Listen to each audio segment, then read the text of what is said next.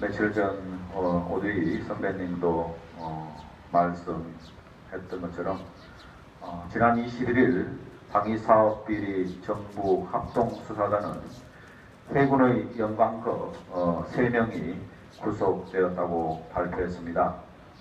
그 이유는 아직도 개발이 안 된 영국, 이탈리아 합작품인 해상작전 헬기에 대해서 허위로 시험평가서를 작성했기 때문이라고 했습니다. 와일드캣이라는 이 해상작전 헬기 프로젝트는 1조 3,036억 원이 들어가는데 벌써 선불로서 영국과 이탈리아 합작회사인 이 회사에 1,757억 원이 지불되었습니다. 해군의 서류 조작 기술, 우리는 이것에 익숙합니다. 해군은 제주 해군기지 입지 타당성 조사서를 위조했습니다. 누가 봐도 화순이 해군기지로서 좋은 조건인데 강정이 최고 좋은 조건을 가지고 있다고 지적을 했습니다. 해군의 조작은 이것만이 아닙니다. 해군은 이곳 해군기지가 기동전단으로서 해군 전함이 20대가 정박할 수 있다고 했습니다. 그리고는 15만 톤 크루저 2대가 안전하게 드나들고 안전하게 정박할 수 있다고 시뮬레이션을 거짓으로 작성해서 올렸습니다.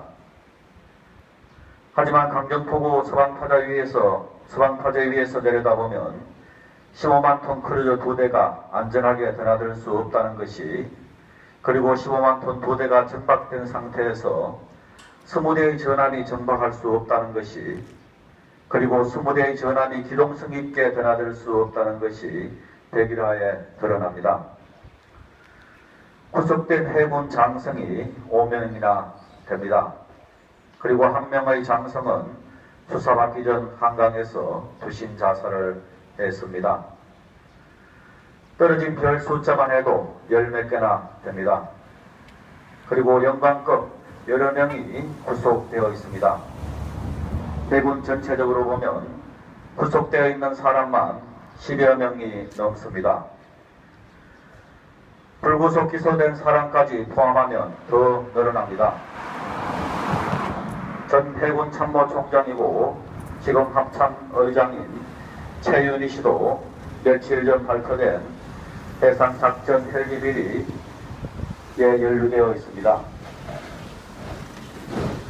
오늘 복음에서 예수님께서는 10계명 중의 일부, 즉 5계명부터 9계명까지 언급을 하십니다.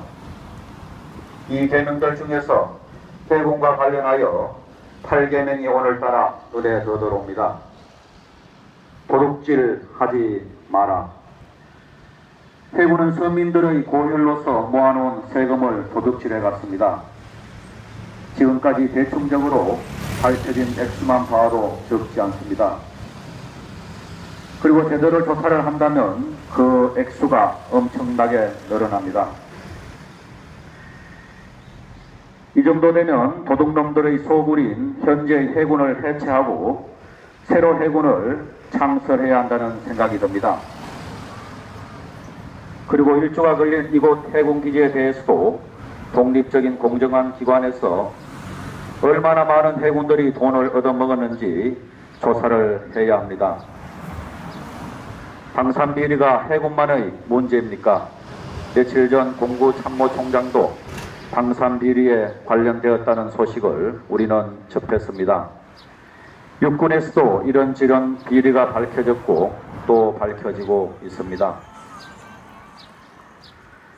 이런 가운데 지난 22일 국방부는 향후 5년간 연평균 7% 수준으로 국방 예산을 정액하겠다고 했습니다. 2015년 원래 국방 예산이 37조입니다. 북한보다 몇십 배 많은 예산입니다. 국방 예산을 정액하려는 이유가 대한민국의 안정과 국민 행복을 지키기 위해서라고 합니다. 정말 기가 차는 논리입니다. 해군의 10분의 1이 서류상의 천주교 신자들입니다. 그들 중의 몇 명이라도 회개하고 양심선언을 했다면 오늘날 이렇게 새롭게 창설해야 할 정도의 해군은 되지 않았다는 생각이 듭니다. 지금이라도 늦지 않았습니다. 오늘 첫 독서는 이렇게 이야기합니다. 하느님께서는 회개하는 이들에게는 돌아올 기회를 주신다. 주님께 돌아오고 죄악을 버려라. 그분 앞에서 기도하고 잘못을 줄여라. 지극히 높으신 분께 돌아오고 불의에서 돌아서라. 그러면 그분께서 너를 이끄시어 어둠에서 구원의 빛으로 인도하실 것이다. 아멘. 아멘.